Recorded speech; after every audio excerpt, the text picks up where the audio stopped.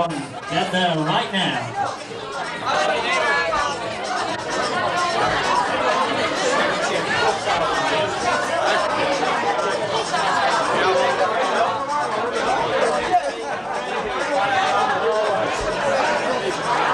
Now's the time to get your drinks in and go to the toilet right now.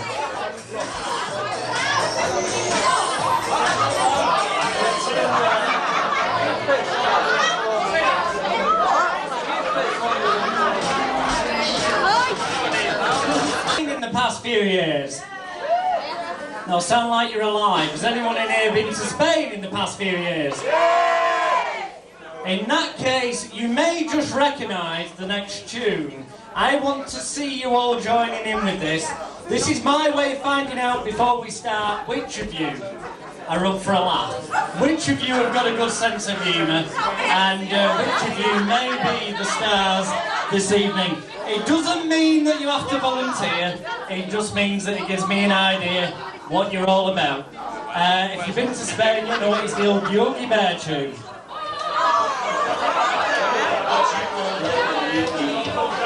Come on, I want to hear you clapping, I want to see you joining in, you'll know the words.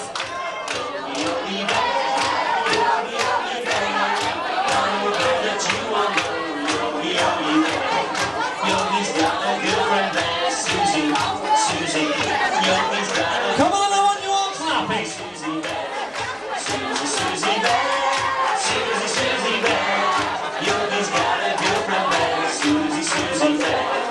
Susie, she likes whips and chains, kinky, kinky. Susie, she likes whips and chains, she's a kinky bear. She's a kinky bear, she's a kinky bear. Susie, she likes whips and chains, she's a kinky bear. Susie, shake that pinky bear, grizzly, grizzly. Come on, join in, you know the words. Grizzly bear, she's a grizzly bear, she's a grizzly bear. Susie, shake that pinky bear, she's a grizzly bear. Yogi's knob is long and green, Yogi's knob is long and green. He's a cucumber bear, he's a cucumber bear, he's a cucumber bear. Yogi's knob is long and green, he's a cucumber bear. Yogi did it upside down, koala, koala. Yogi did it upside down, he's a koala bear, he's a koala bear, he's a koala bear.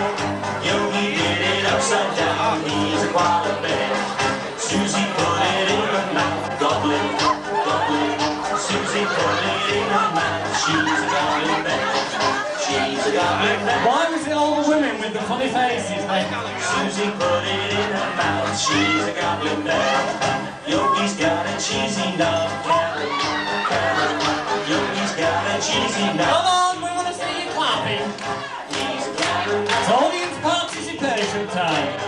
Yogi's got a cheesy knob, he's a goblin bear. Who turned up with his friends, gangbang, gangbang. Who turned up with his friends, he's a gangbang bear.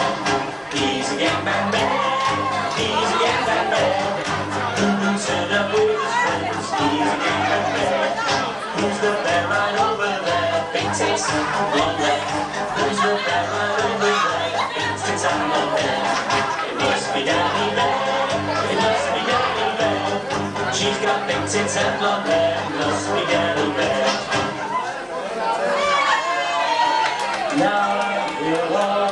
You all know this, big girls, so join in. It's when you've got headaches, it's what us fellas have to do.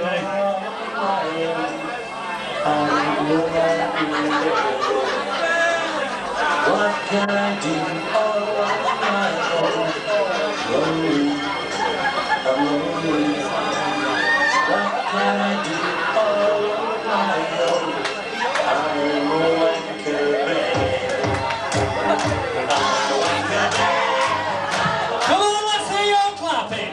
I'm a wanker bear. I'm a wanker bear.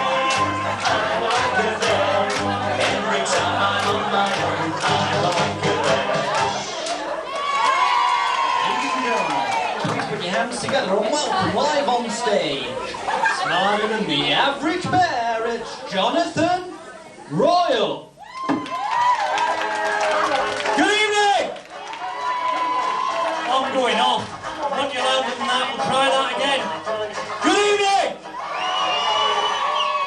That's more like it. Good evening and welcome to what's going to be, for most of you I'm sure, a truly interesting, informative and entertaining hour and a half or so. Now, the reason I say most of you is because obviously many of you here tonight will be hypnotised.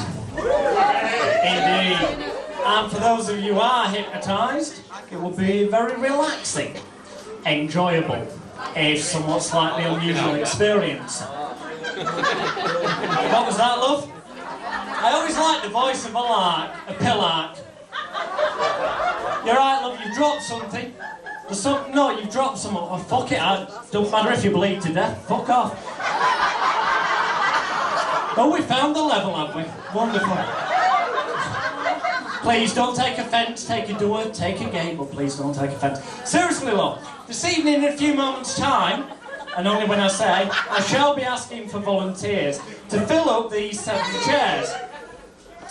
Now, although I've only got 7 chairs, it doesn't mean I only want 7 volunteers. And in an ideal world, I'd like to do a Little Britain and go, look into my eyes, look around the eyes, into the eyes you're under, go to the bar, get pissed, wake you up in 2 hours, tell you you enjoyed a wonderful show. Unfortunately, that isn't possible. Otherwise, I wouldn't be here tonight. I'd be on some island in the middle of nowhere with a harem of women around me. So when I do ask for volunteers, what I'm looking for, okay, is people who are actually up for a laugh. People who are prepared to, if I say, look at the light, you'll look at the light instead of asking, why should I do that? Because hypnosis is about following instructions. It's cooperation, not confrontation.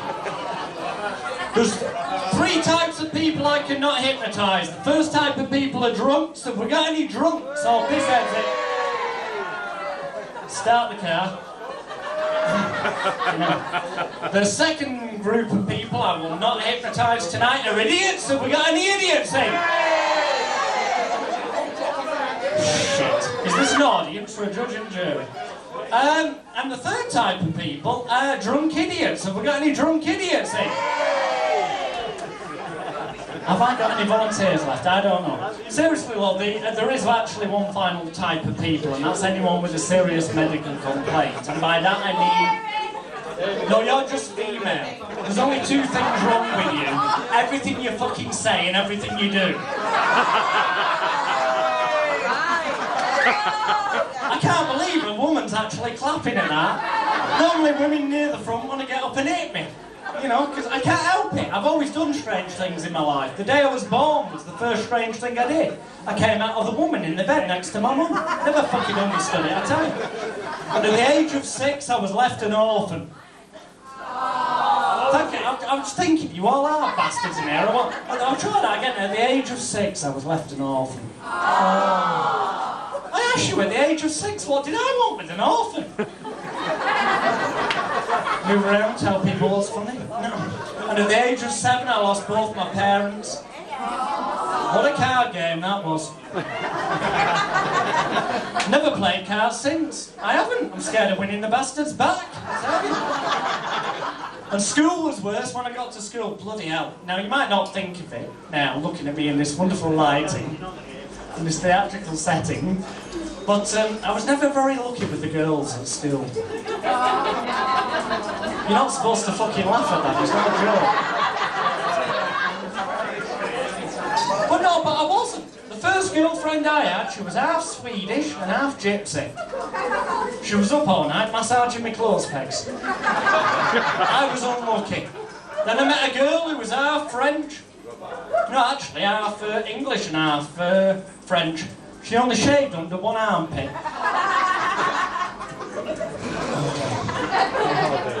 And at school sports, that didn't it. Why can I still hear the CD play? Because it's still fucking on, that's why. Stop, that's better. And at school sports, that was even worse. Especially rugby, because everyone laughed at my tackle afterwards in the shower. At the age of 14, I broached that subject with my dad about the birds and the bees. And he told me all about it. The next day I went out and raped a seagull and then I got stung by a fucking wasp. I thought I was pregnant for 2 weeks, I tell you, it was worrying. Then I realised, you know, that it wasn't quite as simple as that, and I went back to him and he said, actually, it's got nothing to do with the birds and the bees, it's all over a lark in a field. Think about it. But then I discovered a stash of magazines, you know, those, you know what women and gentlemen, you know, when you're young, you find them hidden somewhere, don't you, you know? Indeed, those ones. You're still buying them now, aren't you, mate? Yeah. But no. And I'm looking at this magazine, doing it what you do as a teenager, and my dad walks in the room, he said, son, if you do that, you'll go blind. I said, Dad, I'm over here. I said, by the way, Dad, I'm not reading it, I'm looking at the fucking pictures, alright? And I said, Dad, anyway, I asked you about the birds and the bees a couple of years ago, you told me false information, like. How's it all happen? He said, it's quite simple. One day when you get married, the stork will deliver the baby. I said, in that case, who fucks the fucking stork? It was all new to me, I'd fucking tell you. And then I left school, and I was lucky then. I lost my virginity. Yes! Yeah, I was indeed. I know, I paid for it, don't get me wrong. But, yeah, all the women are thinking, yeah, you'd have to fucking do that, wouldn't you? No, but I was lucky. I met a feminist prostitute. She insisted on paying half. So it wasn't so bad after all, really. But no, I am bisexual. If I can't get it for free, I'll buy it. Anyway, the reason we're here tonight is to make some of you in this audience stars of this evening's show. That's the idea. So in a few moments' time, I'm going to start a track of music. The idea is, if you think that you've got good powers of intelligence, imagination and concentration, then what I'd like you to do is stand up, move your legs, your body will follow, but not till the music starts.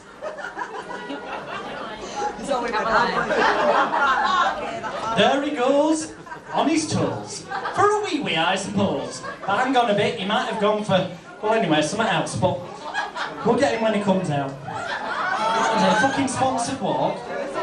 But no, I shall be asking for volunteers to fill these chairs. It doesn't matter if we end up with 7 people, and you still want to volunteer, make your way to the stage, because we'd like the people who are really up to the crap tonight. 2 things I want to tell you before we get the volunteers up here is, number 1, I will not, this is where the guys keep me heading, I will not be asking any lady in this room tonight to remove any article of clothing. I'm sorry fellas, but I've got laws to abide by in England. We're not in fucking Tenerife or Ibiza, if we were, but salt and foot. As for the fellas, well, who gives a shit? There's no laws against that. No, seriously. The thing about hypnosis is all it is a very relaxing experience, rather like having a joint of Moroccan black. Although, I'm fucked if I know what that's all about, because until I was 18, I didn't know the difference between smoking drugs and injecting them. I can't tell you the number of times I burnt my arm with a spliff, like, But I found out eventually. But that's all it's like, a very relaxing, enjoyable experience where you went to the world of your dreams and your imagination, and you leave all those stresses of everyday life behind, you know, like the husband or the wife. You know, look of realisation on the men's faces then. Indeed. My wife said to me before Christmas, I said, what do you want for Christmas? She said a divorce. I said, I wasn't thinking of spending that much. So I got her some plastic surgery instead. I cut her fucking credit cards up. Anyway, seriously, you must have good powers of intelligence, imagination and concentration. But before I get volunteers up here, what I'd like to do is this, a little experiment involving each and every one of you in the audience. So what I'd like you to do is put down your handbags, your purses, your wallets, anything else you've got in your hands at this time of night. And if the women could do the same, that would be a great start. And then put your hands out in front of you like so, although obviously you won't have a microphone in your hand. Each and every one of you. This does not mean you have to take part, it's just to show me which of you have got good powers of intelligence. imagination, and concentration. So hands out in front of you like so. Interlock your fingers. So the fingers of the left hand are against the back of the right hand, the fingers of the right hand against the back of the left hand. Press your palms tightly together, thumbs down on top, and squeeze your hands together just as tightly as you can right now. And wherever you are in this room, please, for the next 2 minutes, do not talk to the person next to you, because I need you to concentrate on your hands. So it's up to you. I'm going to count from 10 down to 1. And on the count of 1, if you concentrate, as I'm sure you will, then you'll find that your hands will be locked, glued, welded, cemented together, until I stamp my foot on the stage like this. When I do that, you'll be fine, so don't worry. So wherever you are sat, what I'd like you to do is take a nice deep breath in through your nose, then out through your mouth. And please do not distract the person at the side of you or in front of you. In fact, to make it easier, just close your eyes down on the count of 10 and concentrate on your hands. As you squeeze the fingers of the left hand to the back of the right hand and the fingers of the right hand to the back of the left hand. Palms pressed tightly together, thumbs down on top, squeezing your hands together just as tightly as you can right now. Realising on the count of 9, if you use your powers of intelligence, imagination and concentration effectively, but with each second that passes by, with every breath that you take, every noise that you hear, and every word that I say, you'll find that the fingers of your hands start to lock, glue, weld, cement, bonded, locked, glued, welded, cemented in place if you use your powers of intelligence, imagination and concentration effectively. As on 8, some of you may find as these numbers become lower that your hands start to shake slightly. Don't worry, it's just a sign and a signal that your hands will get tighter. And the tighter they get, the more they'll shake, the more they shake, the tighter they get. As on 7, taking another nice deep breath in through your nose, then out through your mouth. Imagining now that the perspiration that now starts to form on the palms of your hands is turning into the world's strongest superglue, sticking the palms of your hands stuck, fast, tight, locked, glued, welded, cemented in place. If you use your powers of intelligence, imagination and concentration effectively, then for you it will be 100% total reality. As on 6, imagining now that every muscle from your wrists to your elbows to your shoulders is starting to get so stiff and tight, locked, glued, welded, cemented together. On 5, with every breath that you take, every noise that you hear, every word that I say, realizing now that if you use your powers of intelligence, imagination and concentration effectively, that your hands are starting to get tighter and stiffer with every breath that you take, every noise that you hear, every word that I say, as you keep your eyes tightly closed or stare directly in your hands. Your hands are starting to get tighter and stiffer on the count of 4. Nice deep breath in through your nose, then out through your mouth. As you concentrate on your hands, for some of you now, they're getting tighter and tighter, tighter and stiffer with every breath that you take, every noise that you hear, every word that I say. As on 3, realizing now it's almost as if every muscle from your wrists, elbows, shoulders has turned to concrete, locking your hands stuck, fast, tight, welded, glued, cemented, bonded together if you use your powers of intelligence, imagination and concentration effectively, as I'm sure you will. On 2, take another nice deep breath in now, and then out, just serving as a sign and a signal to allow your hands to lock together more completely with each second that passes by. And on 1, I'd like you to keep believing in the world's strongest super glue. Stick in the palms of your hands. Stuck, fast, tight, locked, glued, welded, cemented together. I'd like you to keep believing that every muscle from your wrists, elbows, shoulders is cemented, locked, glued, welded, cemented in place.